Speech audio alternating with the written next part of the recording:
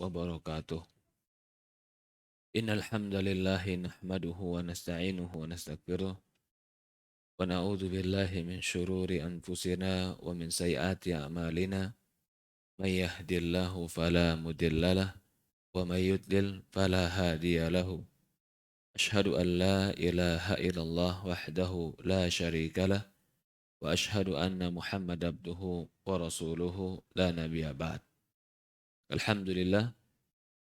Pertama-tama kita panjatkan puja dan puji syukur kita hanya kepada Allah Subhanahu wa taala Rabbal alamin, serta salawat dan salam selalu kita curahkan kepada baginda Nabi kita Muhammadin sallallahu alaihi wa ala alihi wa sahbihi wasallam, pada keluarganya, kepada para sahabatnya, juga orang-orang yang mengikuti dan mencintainya ila yaumil qiyamah.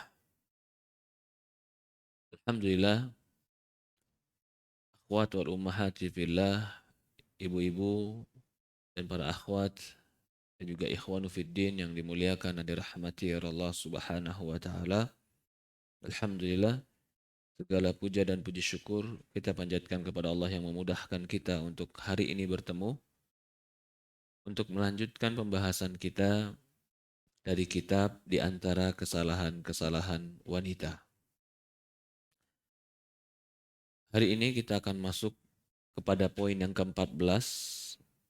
Jika di buku PDF berbahasa Arab di halaman 37,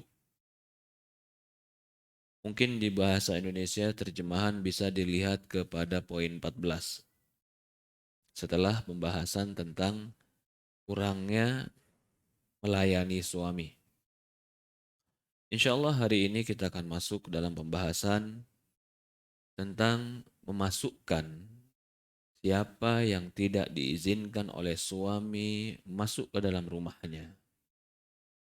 Ini termasuk adab, etika yang harus dipahami oleh seorang wanita.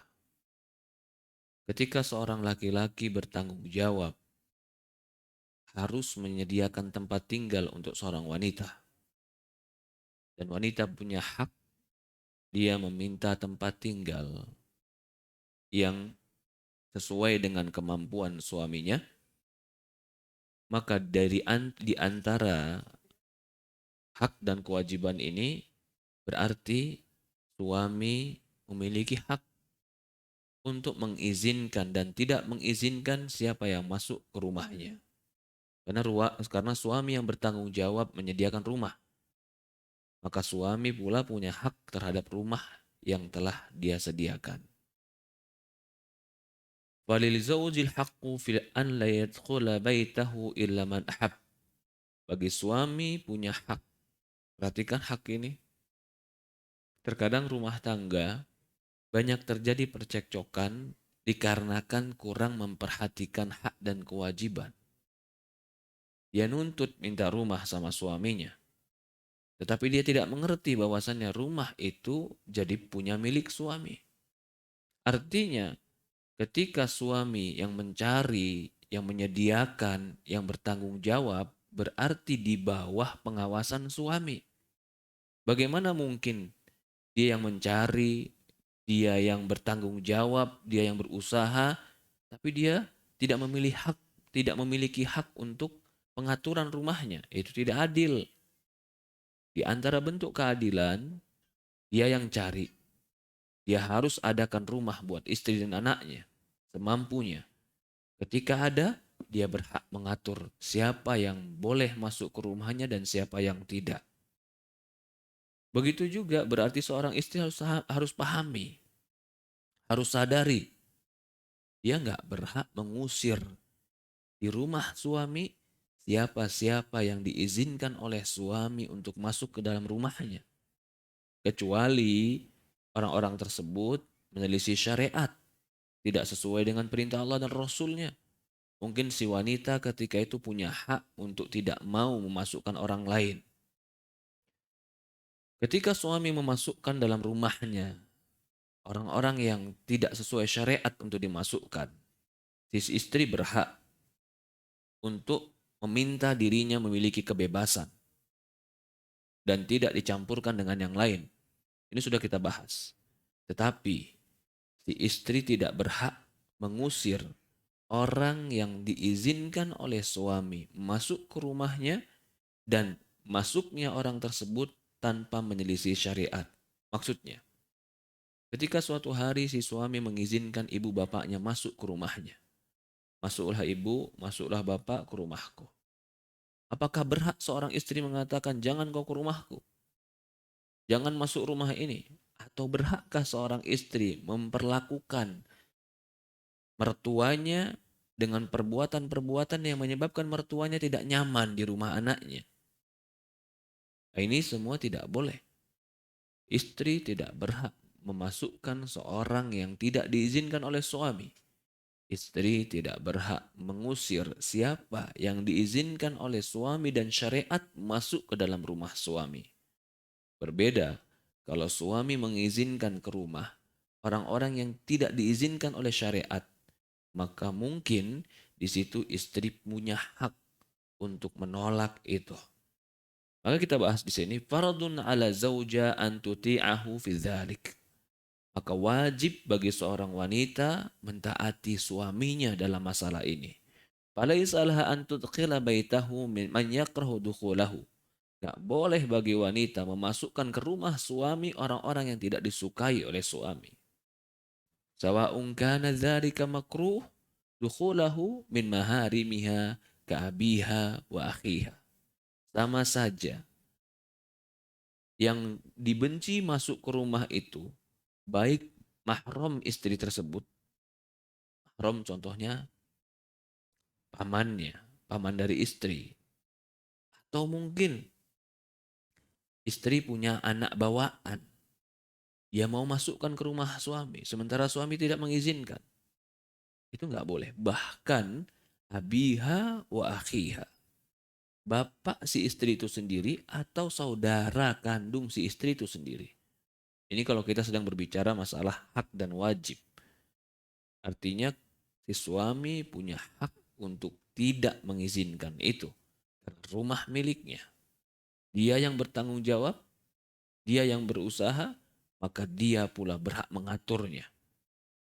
Sawa'un kana au kana mar'atan ajnabi, atau bahkan wanita asing. Jadi bukan hanya laki-laki. Siapapun yang tidak diizinkan oleh suami masuk ke dalam rumahnya, maka istri tidak boleh memasukkan dia ke dalam rumahnya. Walaupun itu perempuan juga. Mungkin ada faktor-faktor tertentu seorang suami tidak mengizinkan istri memasukkan perempuan lain ke rumahnya. Mungkin faktor ketidaksukaan dengan orang tersebut, atau faktor mungkin takut istrinya rusak agama jika bermain dengan orang-orang tersebut, atau faktor-faktor lain. Yang ini merupakan hak suami untuk mengatur apa yang ada di dalam rumahnya. Au qaribah, au qaribatun hatta walau kana ummaha, atau kerabat dekat dia. Atau kerabat dekat dia walaupun itu ibu dari wanita tersebut. Walau kanat ummaha fadlan an ghairi dzalik. Apalagi selain dari itu. Fala ta'zan lahum bidukhul illa biizni zauj. Jangan wanita mengizinkan bagi mereka masuk kecuali dengan izin suaminya. Wa ba'du nisa tatahawanu fi hadzal haqq. Sebagian perempuan meremehkan hak ini. Datang ke rumah sales. Sales apa? Datang ke rumah sales piring anti pecah kalau jatuh dari rumah tingkat 2. Dia mau demo, Ustaz. Mau demo di rumah, mau demo piringnya. Masukin tanpa izin suami. Gak boleh. Atau apapun, baik itu sales yang orang gak dikenal, atau mungkin orang dikenal. Atau bapaknya sendiri. Bapak si wanita tidak diizinkan oleh suami masuk rumahnya, maka jangan dimasukkan ke rumahnya. Lalu gimana kalau kita mau ketemu atau ada sebuah masalah umpamanya suami tidak mengizinkan? Mungkin minta berizin kepada suami keluar untuk bertemu bapaknya dan itu pun berizin kepada suami. Fatadkhulu fi baiti zawjiha man la yadkhul ma la ya'zan bidukhulih. Sehingga sebagian orang bergampang-gampangan memasukkan ke rumah suaminya orang-orang yang tidak diizinkan agar masuk ke dalamnya. Ya, ini penting. Tidak boleh memasuk. Yang terkadang yang orang bergampang-gampangan seperti tadi, dia masukkan ke rumahnya tukang bawa air galon, tukang bawa gas, atau dia masukkan ke dalam rumahnya kurir, hanya ngantar barang. Tidak boleh. Ini semua bisa menyebabkan pintu-pintu kerusakan dan itu bukan sebuah kebaikan. Bagaimana perempuan ingin menjaga hijabnya? Bagaimana perempuan ingin menjaga bagaimana etika dia ketika bertemu laki-laki? Mungkin seorang menganggap gampang, ah Ustadz dia cuman bawa barang, Ustadz dia cuman bawa minuman galon masuk. Iya, kalau sehari 2 kali itu terjadi atau 2 hari sekali, galon habis 2 hari sekali, gas habis seminggu sekali, kurir datang seminggu sekali. Dan orangnya berulang dan berulang, akhirnya kenal, tahu, bergampang-gampangan. Ini bisa menyebabkan fitnah. Fitnah buat dirinya sendiri, fitnah buat orang yang melihat di luar, dan fitnah buat suaminya. Dan banyak faktor lain. Kalau dia bilang, Ustadz nggak ada apa-apa, nggak fitnah, kami nggak ngapa-ngapain. Kembali kepada hukum asal. Rumah suamimu, dia berhak mengaturnya. Dia berhak mengaturnya. Kalau dia katakan tidak, maka tidak. Lima ja'a fil hadis. Kenapa? Karena datang dalam sebuah hadis dari Jabir bin Abdullah radhiyallahu anhu ketika Rasulullah SAW khutbah. Maka Rasulullah SAW dalam khutbah haja mengatakan, walakum alaihin. Wahai laki-laki, kalian punya hak terhadap istri-istri kalian. Ala yu'tiyannak farsyakum ahadan takrahunah. Jangan sekali-kali wanita-wanita itu mengizinkan untuk duduk di farsyakum. Di farsyakum itu artinya bisa di karpet kalian, di permadani kalian. Jangan dia mengizinkan orang-orang duduk di permadani kalian, di kursi kalian, di karpet kalian, ahadan takrahunahu. Seorang yang kalian benci. Fa in fa'alna dzalik. Perhatikan ini. Kalau dia mengizinkan orang melakukan itu, masuk ke rumah, duduk, ngobrol, ngopi, tanpa izin suami, padahal suami nggak suka, apa kata Rasulullah? Fadribuhunna darban ghairu mubarrih. Boleh kau pukul mereka, tapi jangan pukul yang berbekas dan melukai. Ya subhanallah. Ini hadis disebutkan oleh para ulama, ya, beberapa hadis yang bermakna dengan hadis ini. Tapi yang jelas, para ulama mengatakan hadis ini hadis yang sahih. Hadis yang sahih. Nanti akan kita bahas juga bagaimana tentang maksud dari pukulan-pukulan tersebut. Berkata Imam Nawawi rahimahullah ta'ala. Imam Nawawi rahimahullah ta'ala berkata dalam syarah hadis ini. Wal mukhtar anna ma'nahu an la ya'zanna li ahadin takrahunahu fi dukhuli buyutikum. Makna yang benar dan dipilih dalam hadis ini maksudnya, apa sih maksudnya?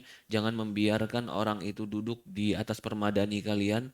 Kata Imam Nawawi, maksud dari hadis ini, tafsir yang benar adalah jangan mereka, para wanita mengizinkan salah seorang atau seorang pun yang dibenci oleh suami masuk ke dalam rumah kalian. Wal julusu fi manazilikum, atau duduk-duduk di rumah kalian. Sawa'un ma'dzunu law rajulan aw ajnabiyan. Sawa'un kana ma'dzunu lahu rajulan ajnabiyan aw imra'atan aw ahadan min maharimu zaujah. Sama saja itu laki-laki asing atau juga perempuan atau juga salah seorang mahram dari istri tersebut. Fanahi yatanawalu jami'i dzalik. Karena larangan ini mencakup semua larangan siapa saja tanpa ada pengecualian. Ini bimbingan Rasulullah SAW. Tidak boleh bagi seorang wanita bergampang-gampangan untuk memberikan izin masuk ke rumah suaminya tanpa izin suaminya. Kalau keadaan kita balik, Ustadz, istri saya bergampang-gampangan masukin orang. Saya nggak suka kalau suami saya bergampang-gampangan masukin orang. Maka kita katakan istri punya hak. Karena hak dia adalah dia diberikan tempat tinggal.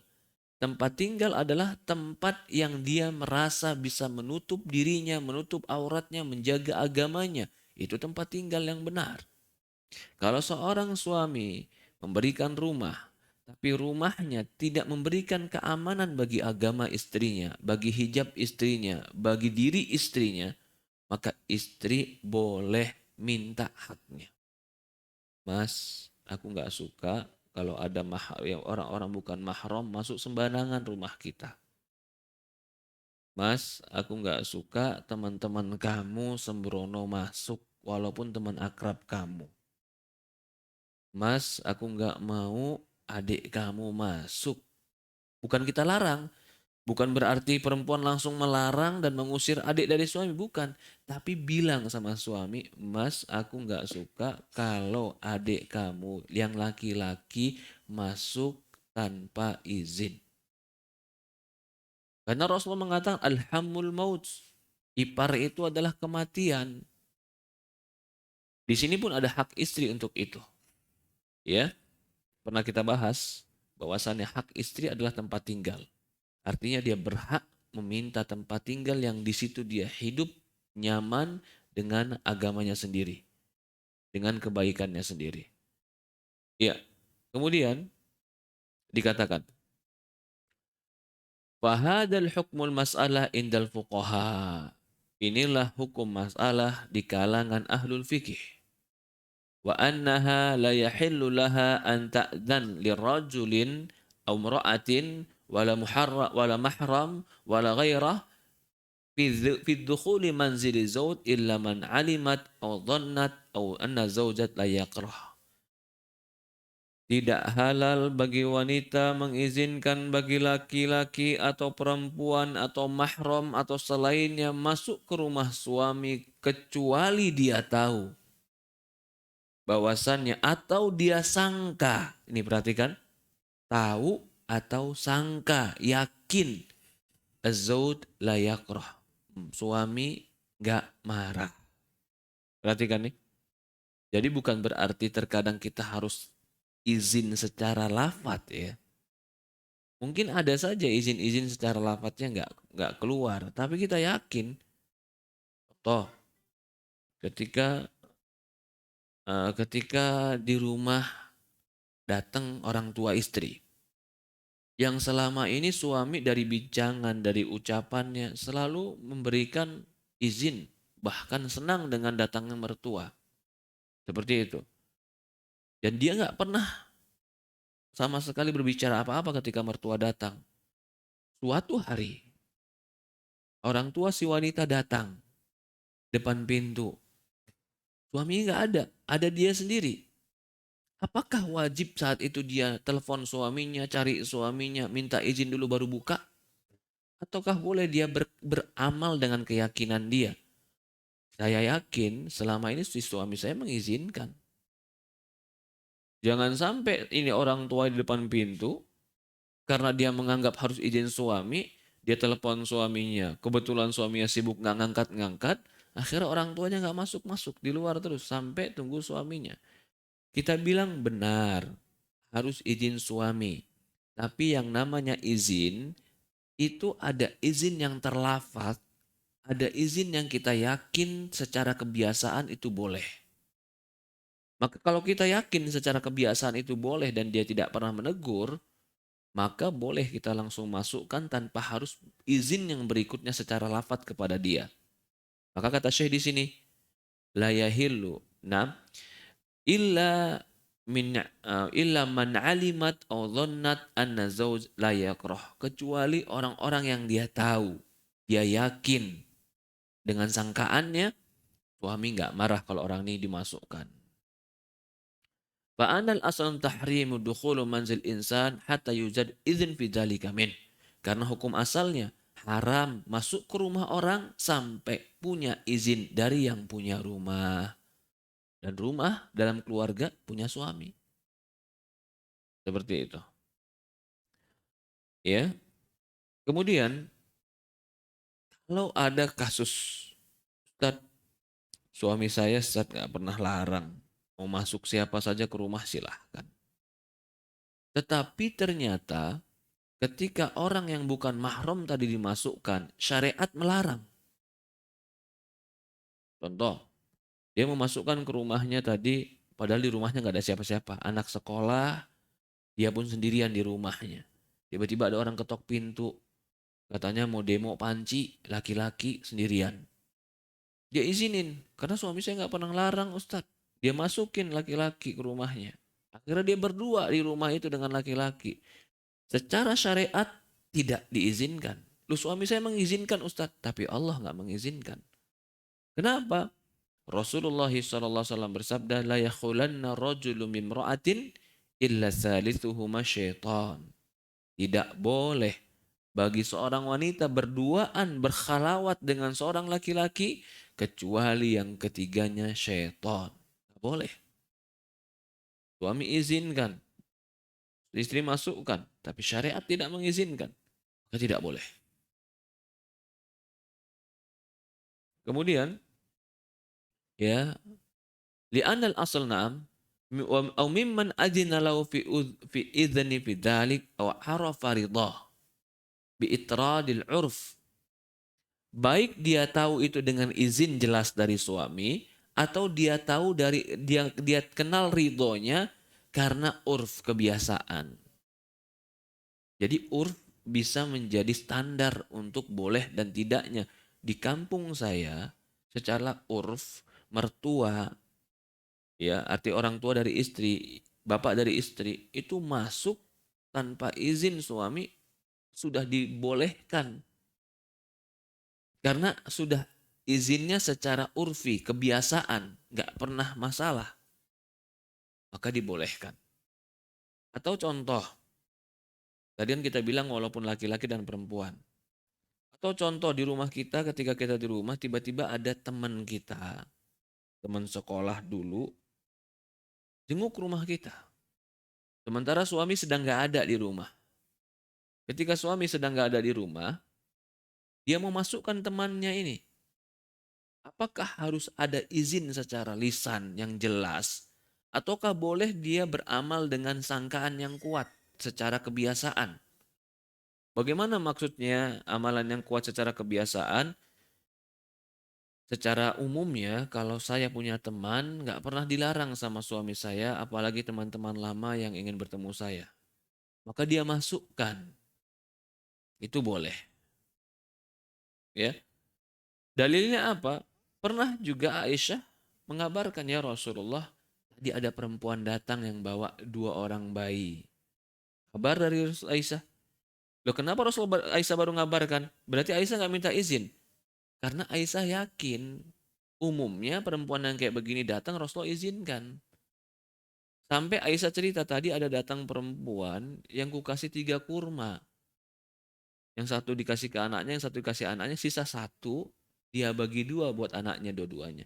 Nah ini kan berarti ketika Aisyah menceritakan ada orang yang datang ke rumahnya, berarti kedatangan dia sebelumnya belum diceritakan ke Rasulullah. Tapi setelah datang, dan Rasulullah pun setelah datang baru dikabarkan, tadi ada orang datang. Pertanyaannya, apakah Aisyah meminta izin ke Rasulullah untuk mendatangkan tamu ke rumahnya? Jawabannya iya. Apa yang menjadi izin? Apa yang menjadi izinnya? adalah urf, kebiasaan. Umumnya Rasulullah SAW tidak melarang untuk orang-orang datang seperti itu. Lalu kata Syekh, mata hasala syak fi ridha. Kapan terjadi keraguan? Nih suami izin nggak ya? Ridho nggak ya? Walam yatarajjah syai', dan dia nggak bisa mastiin mana yang paling benar. Wala wajada qarinah, dan dia nggak punya qarinah. Sinyalir kira-kira boleh nggak? Betul-betul nggak tahu. Dia nggak tahu dilarang, dia nggak tahu diizinkan, nggak tahu dia. Sangkaan dia pun nggak tahu. Maka bagaimana hukum misal kalau kayak gini? Wala yahillu dukhul wala biizni wala izn wallahu alam. Kalau dia ragu kayak begini, nggak boleh dia memasukkan dan jangan dia mengizinkan orang lain masuk ke rumahnya. Rawahu Bukhari fi sahih an Abi Hurairah radhiyallahu an. Diriwayatkan oleh Imam Bukhari dalam hadis yang sahih dari sahabat Abu Hurairah radhiyallahu anhu berkata, Rasulullah sallallahu alaihi wasallam bersabda, "La yahillu limra'ati an tasumu wa zawjuha syahidun illa bi idznih, wa la ta'dan fi baitihi illa bi idznih." Ya subhanallah.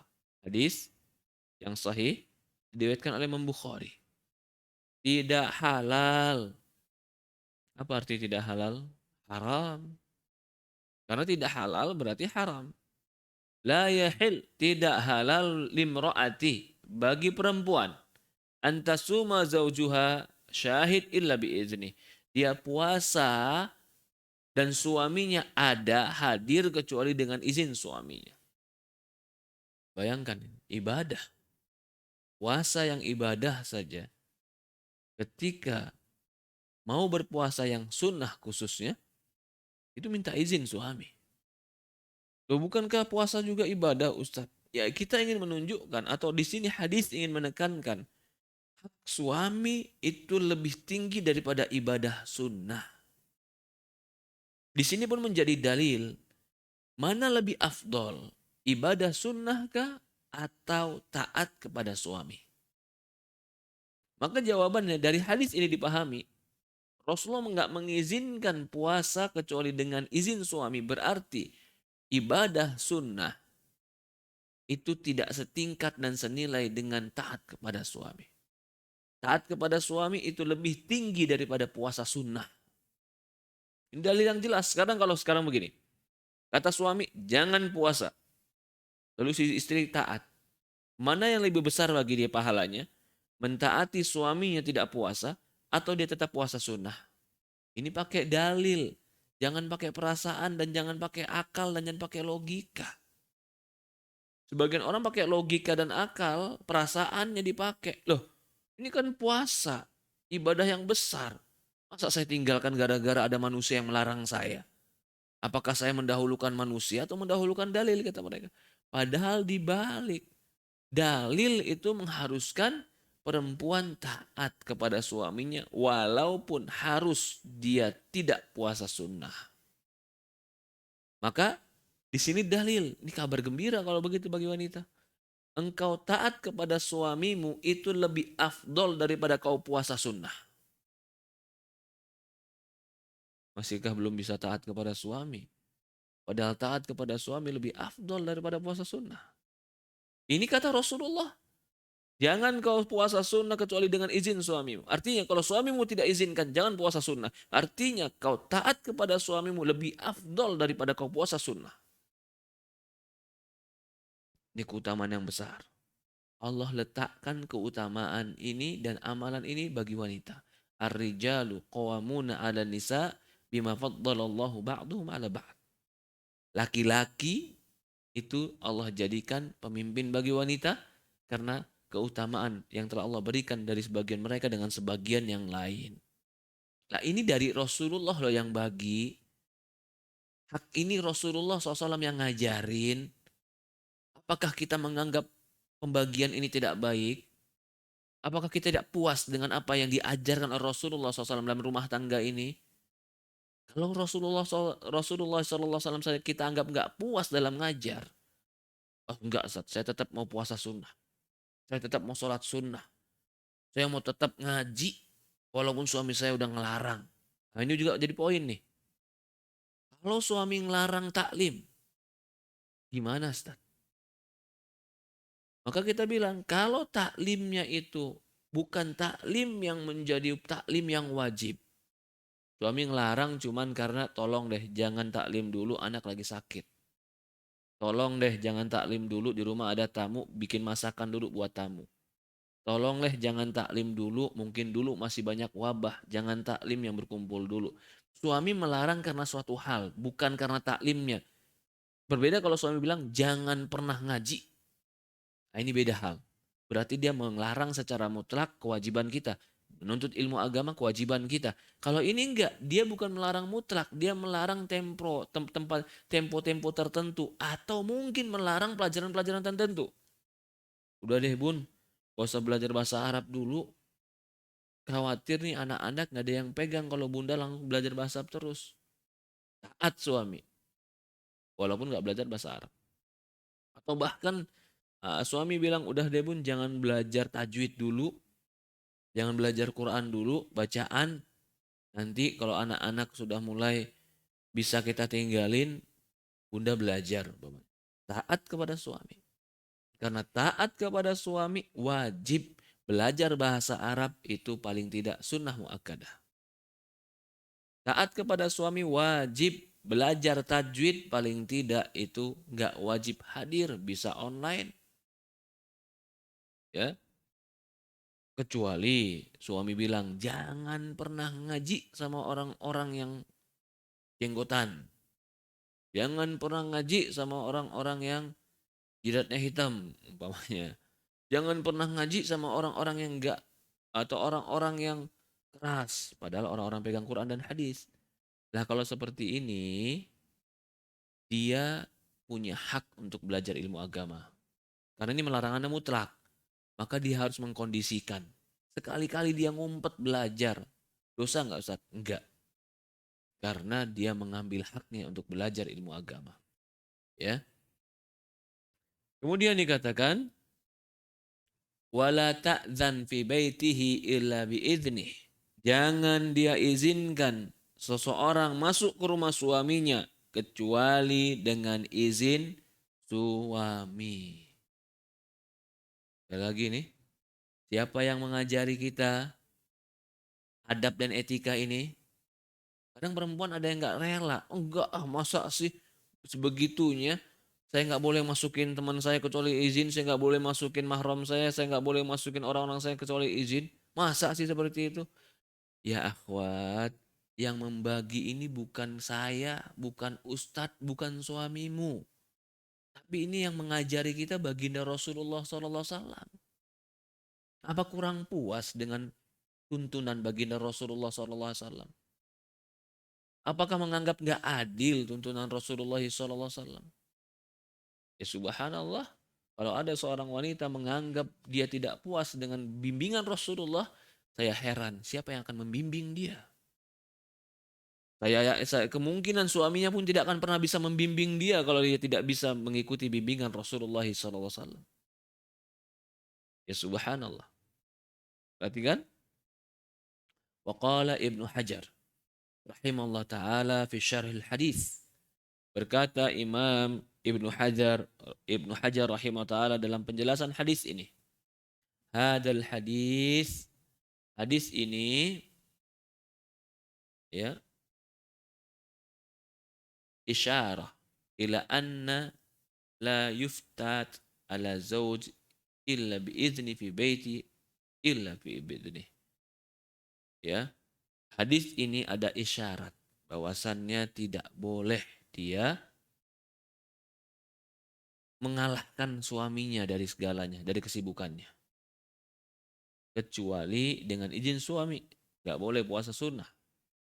Dan tidak boleh dia masukkan ke rumah suaminya kecuali izin suaminya. Wa huwa mahmul ala man lam ta'lam ridha zawju bih. Amma law alimat ridha zawj bidzalika fala haraj alaih. Hadis ini dibawa kepada kalau dia tahu atau kalau dia nggak tahu suami ridho atau tidak. Adapun kalau dia tahu suami ridho dan syariat pun mengizinkan orang tersebut masuk, Dia tahu pun suaminya nggak pernah melarang, maka boleh bagi dia memasukkannya.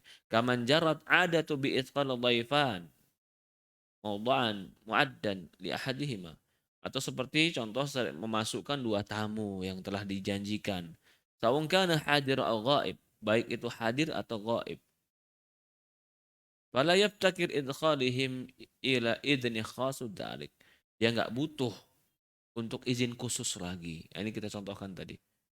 Kalau dia sudah tahu secara umum atau secara yakin besar bahwasannya suami membolehkan, ya sudah. Wahasiluhu annahu labudda min i'tibar idnih tafsilan atau ijmalan.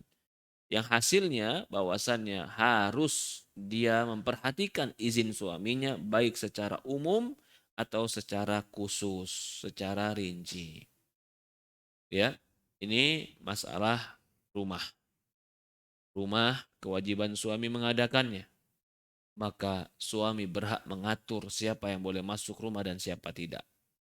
Istri tidak boleh mengusir orang-orang yang diizinkan oleh suami masuk ke rumahnya dan syariat telah mengizinkan untuk memasukkannya.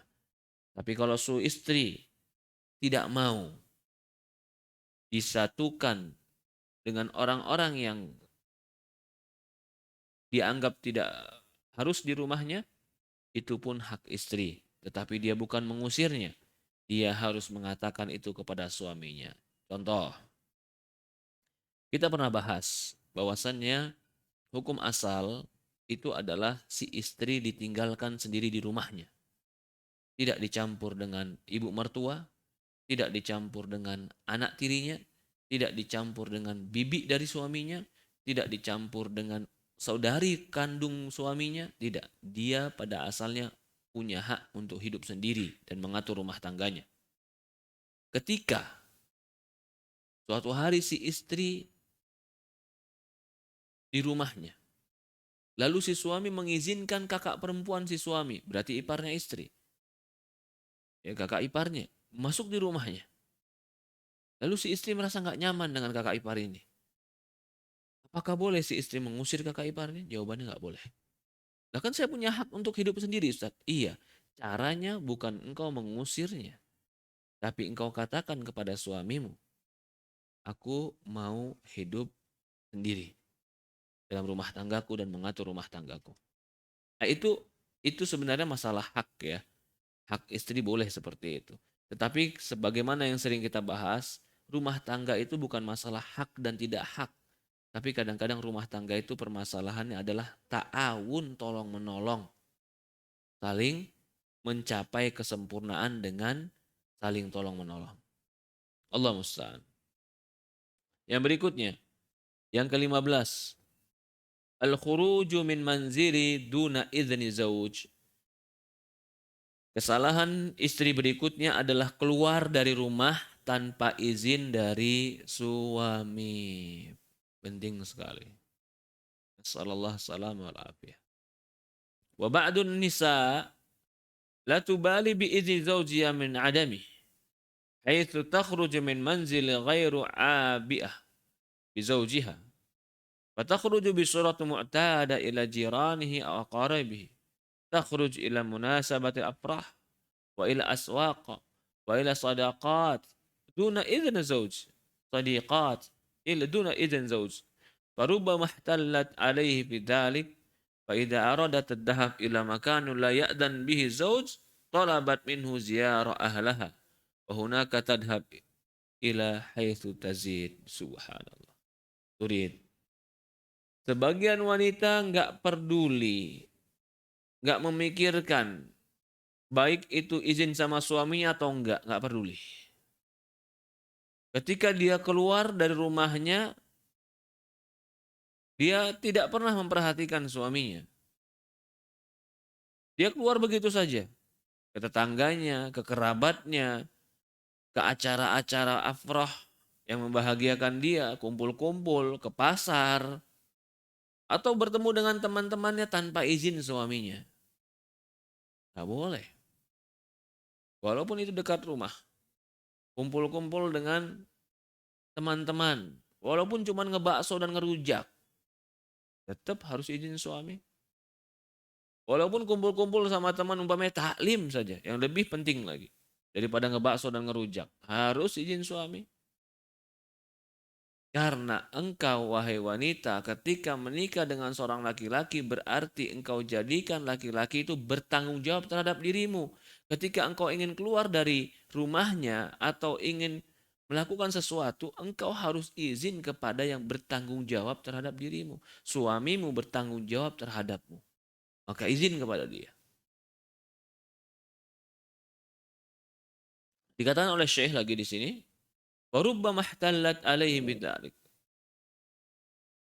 Bahkan sebagian wanita ada yang berlebihan jika ingin keluar rumah atau ke tempat, sesuatu tempat, nggak izin suaminya, lalu kalau suaminya nggak mengizinkan, layak kalau dia mau keluar ke suatu tempat, lalu suami nggak mengizinkan, maka dia minta kepada suaminya, ya udah kalau gitu aku mau pulang aja ke rumah.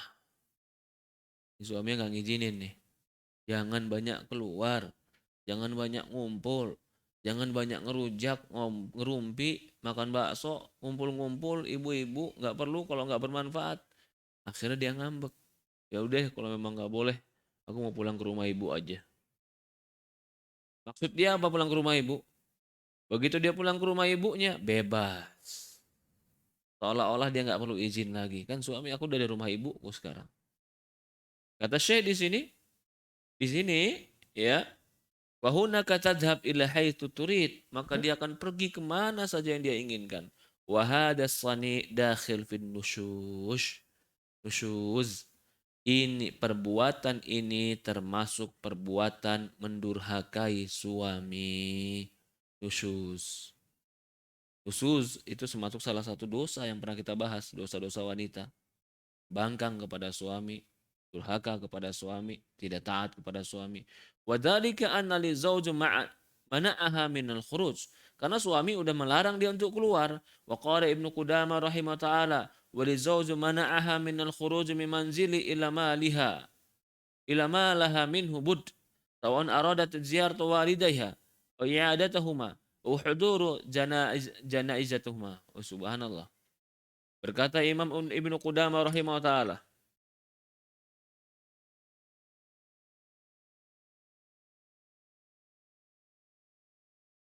berkata Imam Ibnu Qudamah rahimahullah ketika menafsirkan tentang permasalahan ini. Bagi suami boleh melarang istrinya keluar dari rumahnya kepada apa-apa yang mungkin harus perempuan itu kerjakan. Baik itu dia ziarah ke rumah orang tuanya, atau menjenguk kedua orang tuanya sakit, atau mungkin bahkan hadir kepada jenazah orang tuanya. Dia harus izin kepada suami. Ya orang tua sakit, ziarah orang tua, bahkan menghadiri dalam penjenazah orang tua udah meninggal, dia hadir jenazahnya, dia izin sama suaminya. Waqala Ahmad bimra'atin laha zauj wa ummul maridah. Berkata Imam Ahmad tentang seorang wanita yang punya suami dan ibunya sedang sakit. Maka Imam Ahmad mengatakan ta'atu zaujiha aujab alaihi min ummiha illa an ya'dan laha. Dia mentaati suaminya itu lebih wajib baginya daripada dia mentaati ibunya, kecuali suaminya mengizinkan kepada dia. Berkata Imam Ibnu Qudamah rahimahullah taala, la yajuzu lahal khuruju illa biiznih. Gak boleh bagi wanita keluar rumah kecuali dengan izin suami. Lakin yanbaghi mana'aha min iyadatil walidayhi wa ziyaratihima li'anna fi dzalika qati'atu lahuma. Akan tetapi tidak seharusnya seorang laki-laki itu melarang istrinya untuk jenguk orang tuanya atau ziarah orang tuanya. Karena itu bisa memutuskan tali silaturahmi atau tali persaudaraan. Hamlan li zaujati ala mukhalafatih. Waqad amara ta'ala bil muasyarah bil ma'ruf. Bahkan Allah telah memerintahkan kita untuk bergaul dengan baik. Walaysa hadan muasyaratul ma'ruf, dan ini bukan termasuk pergaulan yang baik. Ya. Jadi dia la yajuzulah khuruj, nggak boleh bagi dia keluar dari rumahnya kecuali dengan izin suaminya. Tapi nggak pantas kalau ada seorang suami melarang istri untuk menjenguk suami, menjenguk orang tuanya. Kalau kita berbicara tidak pantas, tentu ini tidak pantas. Kalau ada seorang suami yang menjauhkan istrinya dari kedua orang tuanya, ini nggak pantas. Ya, tetapi ternyata ketika orang tua telah bersalaman dengan seorang laki-laki dan dikatakan aku nikahkan kau dengan anakku, berarti kewajiban sudah berpindah, tanggung jawab sudah berpindah dari seorang ayah kepada seorang laki-laki yang baru yang dia pilih untuk memegang atau mengajari istrinya. Jadi di sini ya Allah alam dia tetap harus izin kepada suaminya untuk keluar. La tudaji'u fil firashik idza dhaharat an-nushus wa an ta'si wa tatamatta' an firashihi tamtani' an firashi aw takhruj min manzili bighairi idni falau yahjuruha fil madja' qala ta'ala wahjurhunna fil madaji. Kalau sudah kelihatan nih perempuan-perempuan durhaka, bangkang, wa huwa an ta'siyahu, dan dia dimaksiati oleh istrinya, wa tamtani' an firashi atau takhruj min manzili bighairi idzni, atau perempuan ini keluar ke rumahnya tanpa izin suaminya, maka boleh bagi dia menghajar fil madaji, menghajar, memboikot istrinya tempat tidurnya. Berkata Ibnu Abbas, la tudaji'uha fi firas. Jangan kau me, me, apa jangan kau bersenggama dengannya di firas, di tempat tidurmu. Berkata Ibnu Zawji, yan bagi lil mar'ah an tahdur minal khuruji mimma ka'amkan. Maka harusnya bagi seorang wanita hati-hati keluar dari rumah sebaik mungkin. Fa in salimat fitnah fi nafsiha lam yaslamu nasumin. Kalau dirinya bisa menjaga fitnah, belum tentu orang lain yang melihat dia yang bisa menjaga fitnah. Bisa jadi dia jadi sumber fitnah. Fa yatarrab ila al-khuruj, kalau seharusnya atau kalau ada kebutuhan khusus dia keluar, kharaj bi idzni zaujiha fi hayati rassah, maka dia boleh keluar dengan izin suaminya dengan penampilan yang baik. Wa ja'ala tariquha fi mawaji'il khaliyah duna syawaril aswaq. Kalau bisa cari jalan yang sepi, bukan malah tempat-tempat yang rame seperti jalan umum dan pasir. Wahtarazat min sima'i sautiha wa masyat fi janibi tariqi la ma wastafa lahu.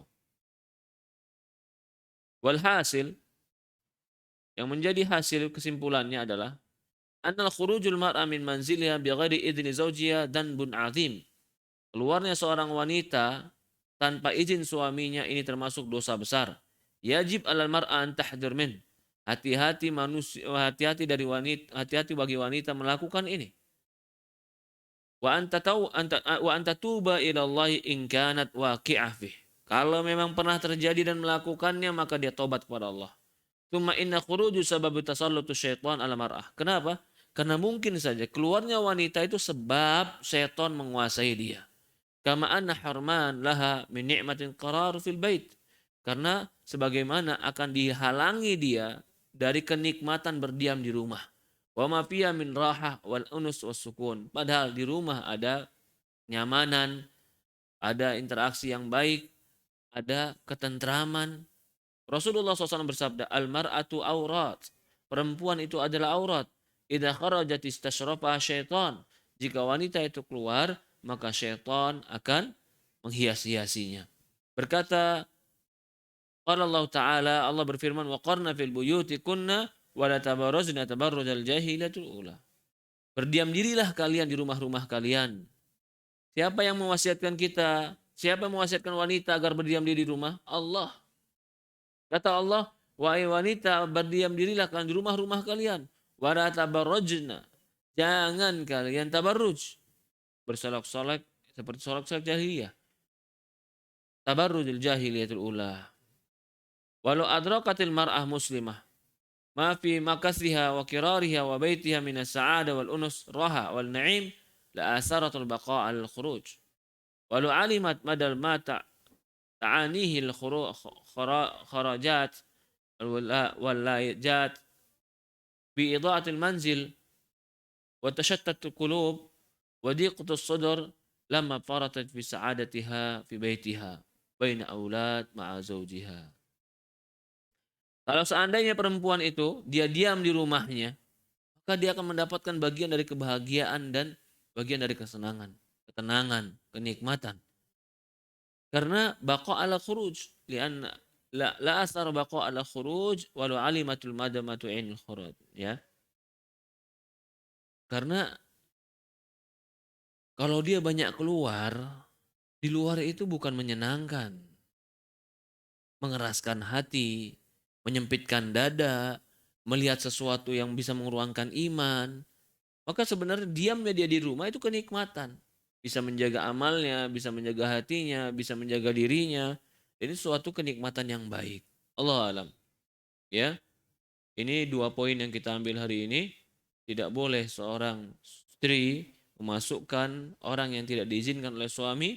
Yang kedua adalah tidak boleh bagi seorang istri dia keluar tanpa izin suaminya. Insya Allah di pertemuan akan datang membahas tentang mentaati suami dalam rangka bermaksiat kepada Allah. Ini akan kita bahas di pertemuan yang akan datang. Mentaati suami dalam rangka maksiat kepada Allah Subhanahu wa taala. Allah musta'an. Mungkin ada pertanyaan, tafadhol, silahkan Om.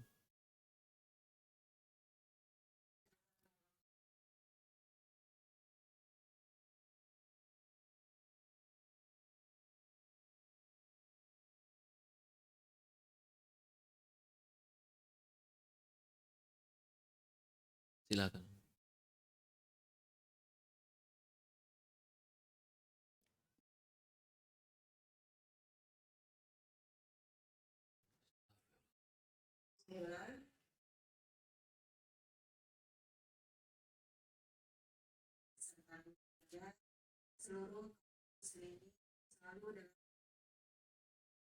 Amin.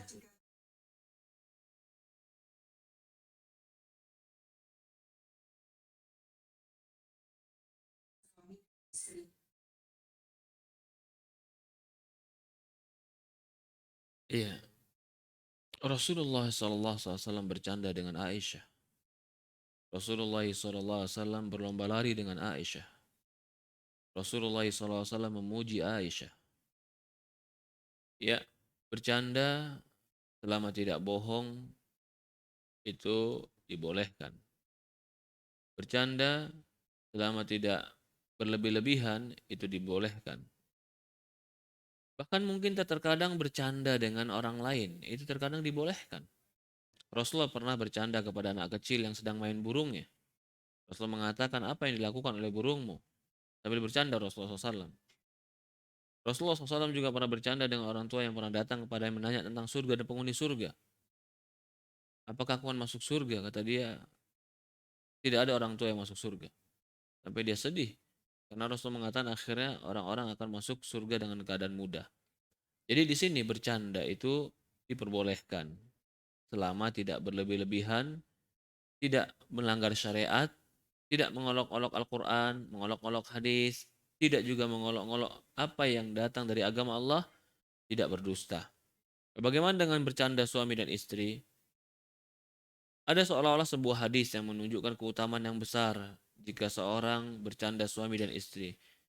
Tetapi hadis itu Allah alam keabsahan dan kesohihannya diperbincangkan. Sebagian orang menganggap hadis itu tidak sahih tentang keutamaan besar bagi mereka yang mempercandai istrinya.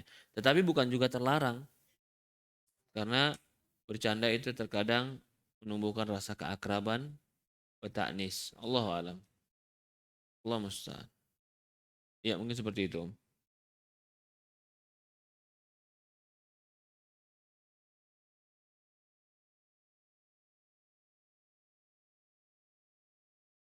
Ya.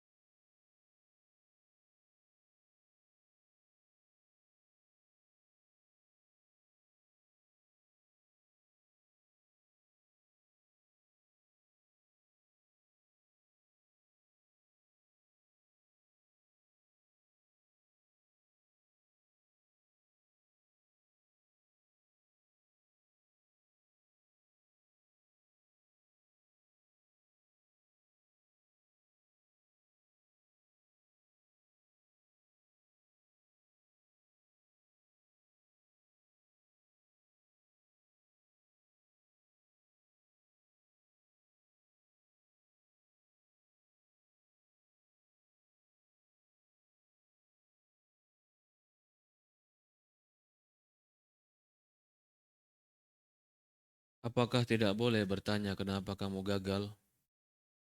Boleh, boleh. Karena seseorang itu ingin berkenalan, ingin tahu, yang namanya ta'aruf ya berkenalan, kenapa kamu gagal? Lalu apakah tidak boleh mencari informasi tentang dirimu? Boleh. Apakah itu memata-matai? Tidak. Ingin memastikan kebenaran. Ingin memastikan sebagian, bahkan sebagian orang ada. Ada yang pernah saya dapatkan, ada seorang yang pernah gagal dalam rumah tangganya. Dia nggak sempat tanya memang kepada orang tersebut, kepada wanita tersebut kenapa gagal. Tetapi akhirnya dia cari tahu kenapa dia gagal. Ketika dia cari tahu kenapa dia gagal, ternyata orang tersebut cari caranya adalah dengan mengetik nama perempuan tersebut di pengadilan. Kan biasanya perceraian kan ada tertulis di pengadilan agama. Ternyata keluar nama dia dan terjabarkan kenapa terjadi perceraian. Itu menjadi pertimbangan berat.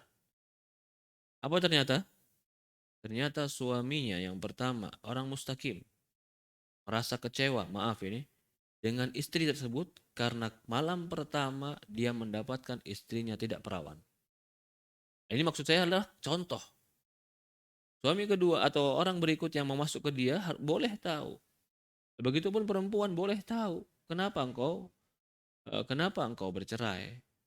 Kan hanya sekedar tanya tahu boleh, nggak masalah. Kalau dia cari informasi Ustaz di belakang saya, boleh. Dia berhak itu. Mencari informasi bukan dalam rangka mencari kejelekan, bukan tajasus yang ingin menjatuhkan kehormatan lain, tapi ingin menjadi pasangan hidupnya. Ini termasuk seandainya dibicarakan kejelekannya, ini termasuk gibah yang dibolehkan, yaitu untuk mencari tahu kepastian kebaikan orang tersebut.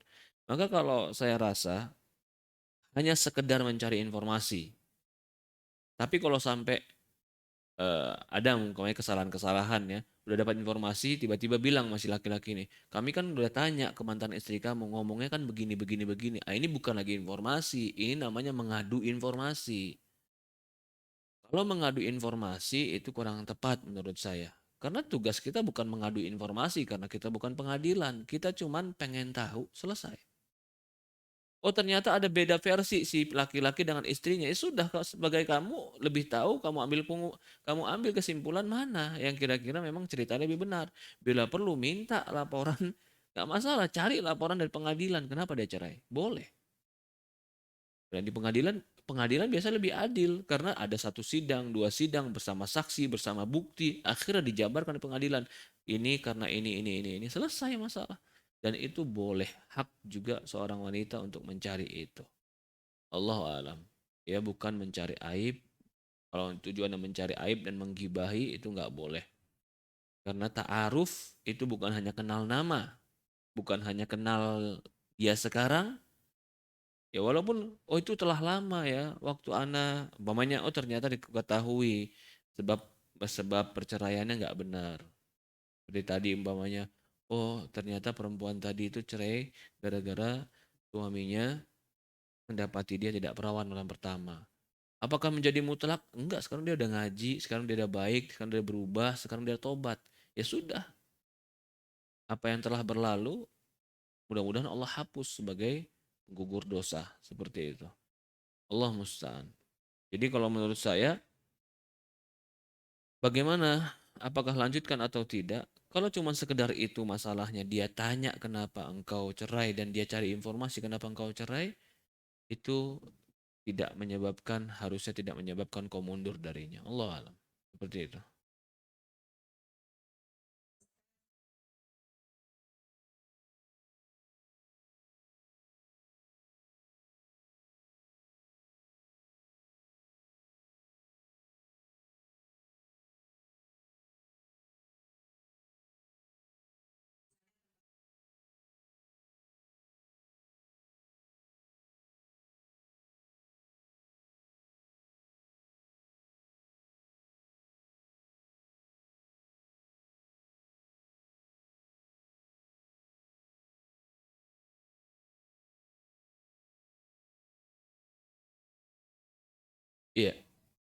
Emang terkadang ada karakter suami yang senang dengan istrinya, pengen didampingi oleh istrinya.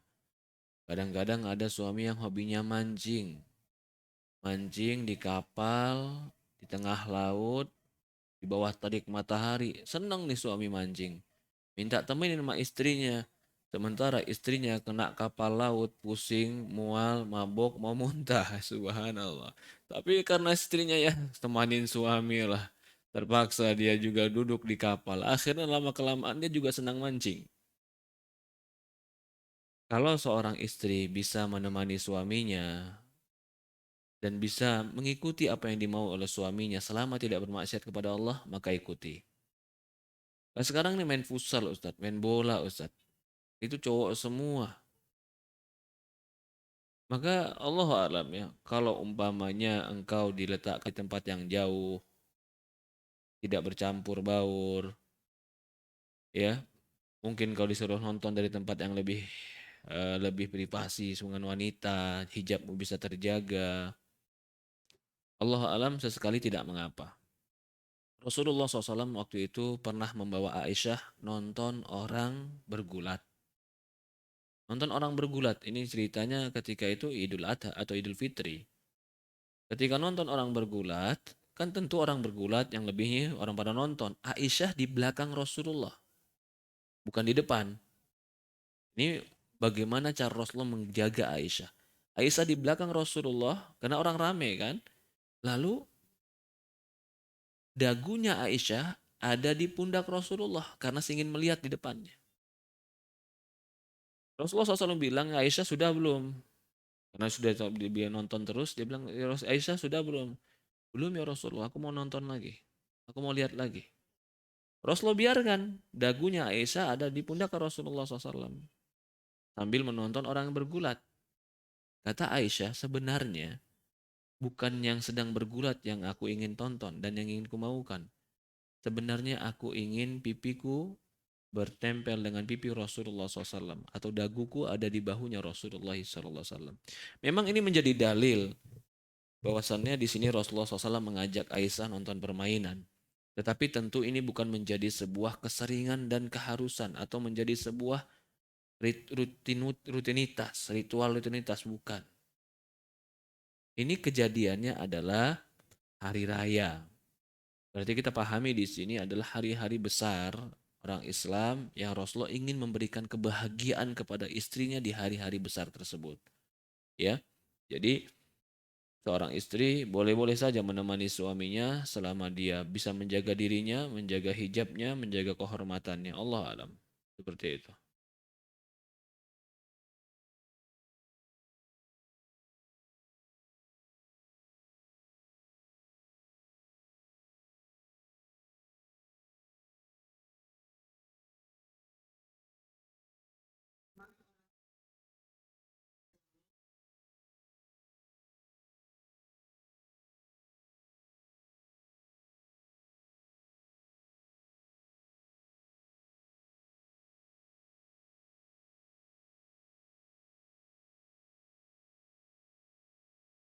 Pergi ke rumah orang tua.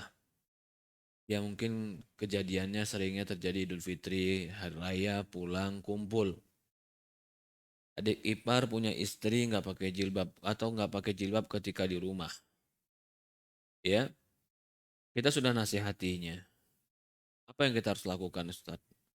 Sudah, yang kau lakukan itu sudah benar. Nasihatinya. Karena ketika ini engkau sedang berada dan bertamu ke rumah mertuamu. Dan mertuamu ternyata punya anak yang sudah banyak atau sudah menikah yang lainnya. Maka ketika dia menasehati dan dia tidak mendengarkannya, bahkan mungkin suaminya membiarkannya, lasta alaihim bimusaitir. Kamu bukan tukang paksa mereka. Ya. Kalau umpamanya bisa, Ustaz, kalau begitu anak nggak betah Ustaz. Campur baur, terbuka aurat. Gimana kalau umpamanya kami tetap di kota Seput atau kami di rumah yang lain begitu. Ah, itu lebih bagus kalau kalian bisa di rumah yang lain tanpa bercampur baur antara antara laki-laki dan perempuan yang bukan mahram. Allah musta'an. Atau mungkin dia menyewa tempat tinggal yang lain selama dia menziarahi keluarganya, itu boleh-boleh saja. Allah musta'an. Artinya, apakah yang harus kami lakukan? Yang kau lakukan menasihati sudah baik. Itu sudah baik, ya. Allah musta'an. Mungkin seperti itu.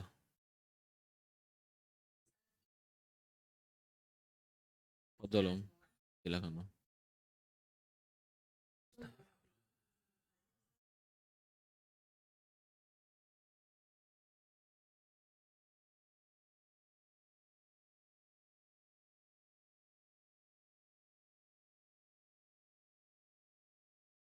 Iya. Apakah laki-laki seperti itu termasuk ke dalam dayus? Saya meyakini kajian saya ini adalah kajian wanita. Jadi yang terpikirkan oleh saya, yang hadir dalam kajian ini adalah wanita umumnya. Dan yang terpikirkan oleh saya adalah pertanyaan ini dari wanita. Kalau saya katakan suamimu dayus, saya khawatir ada salah persepsi dan salah sikap dari dirinya.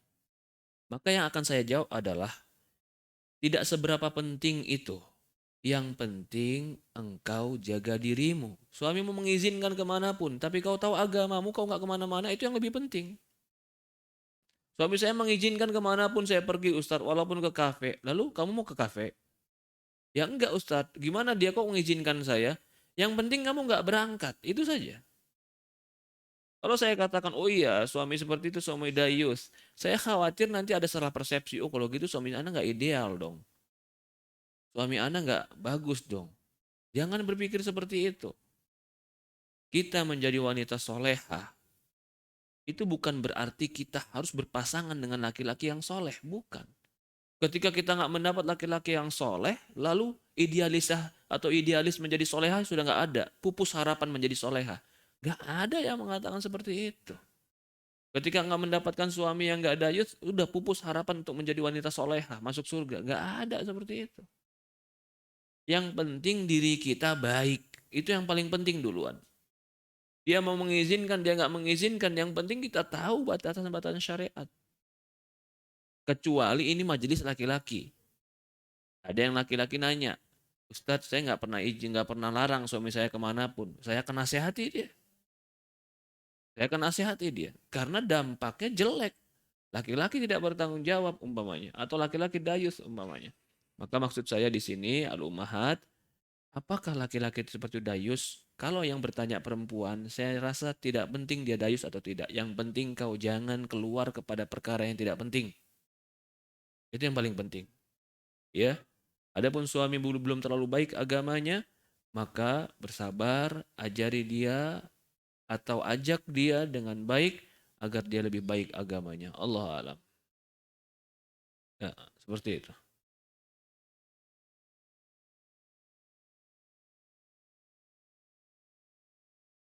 Iya, cukup sampai di sini atau ada pertanyaan lain?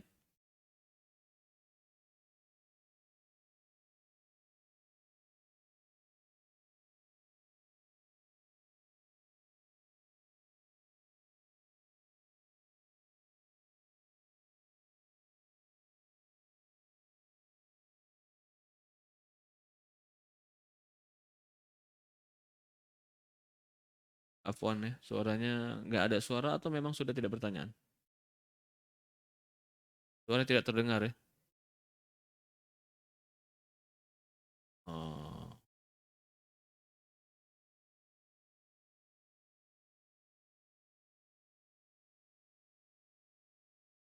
astagfirullahaladzim.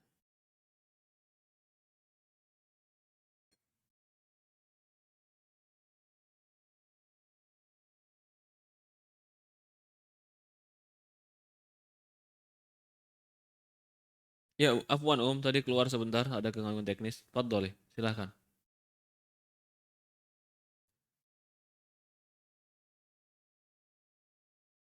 Oh, ya, khair.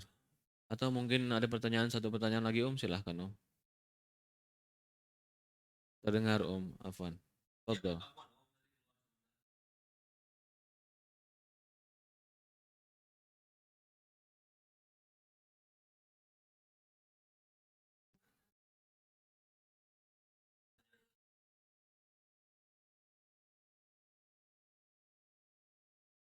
Astagfirullahaladzim.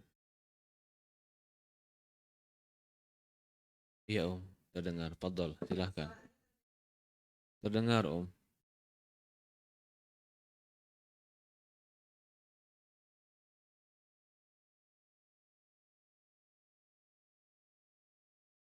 Eh, Sepertinya nggak ada pertanyaan di sini Om. Atau mungkin kita cukupkan ya Om. Kemungkinan di sini gangguan teknis ya, sehingga soalnya menjadi dubbing.